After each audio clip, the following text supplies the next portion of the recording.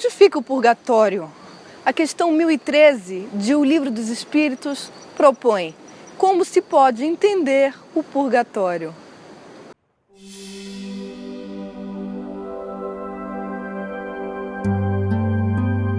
Espiritualidade em gotas. Os espíritos esclareceram que purgatório significa uma alegoria. A exemplo do céu e do inferno, purgatório não é um lugar físico, não é uma instância espiritual tampouco. Purgatório é uma circunstância que envolve o ser, a alma. E assim, eles puderam explicitamente dizer que purgatório pode significar as dores físicas e morais, o nosso processo de expiação. Portanto, nós estamos no purgatório em qualquer lugar, andando na terra ou fora do corpo, no mundo espiritual. Quando estamos fazendo o nosso movimento de depuração, de purificação, como alguém, por exemplo, que dá uma topada, bate o dedo do pé, faz uma fratura e precisa de atendimento.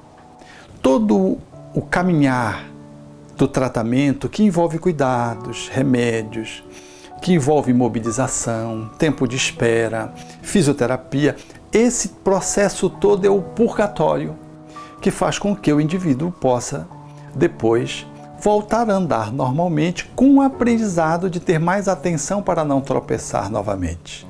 Assim se dá na caminhada da alma, quando o ser humano ele experimenta conflitos em função de atitudes infelizes, faz escolhas inadequadas, age de forma intempestiva, lesando a si e aos outros, determinando fraturas, por assim dizer, dentro da sua própria estrutura psíquica e fratura os outros.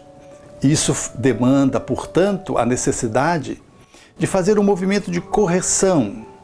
Essa correção, essa bandagem da alma, esse tratamento da alma, envolve toda uma dinâmica de sofrimento, de dores que são às vezes físicas, são doenças, às vezes são angústias, ansiedades, processos da alma dilacerantes, dores morais, portanto, que fazem com que a alma aos poucos vá se recompondo diante de si mesma, perante o outro e em face das leis cósmicas. Esse tempo que o espírito precisa, que às vezes é uma vida, às vezes são muitas vidas, assim, um período da vida em relação a um determinado conteúdo, a gente chama de purgatório. É o tempo que a alma se refaz, se libera de uma encrenca, desata um nó, e após fazê-lo, ela se sente livre e está em condições agora mais saudável e com maior aprendizado, com maior crescimento, a continuar o seu processo evolutivo formosamente. Assim, o purgatório se nos afigura como um processo de purificação que está presente no espírito encarnado ou desencarnado e que sempre traduz a oportunidade de crescimento na medida que sabemos acolher esse processo de depuração, dando um sentido positivo de aprendizado, de superação e, sobretudo, de iluminação da alma.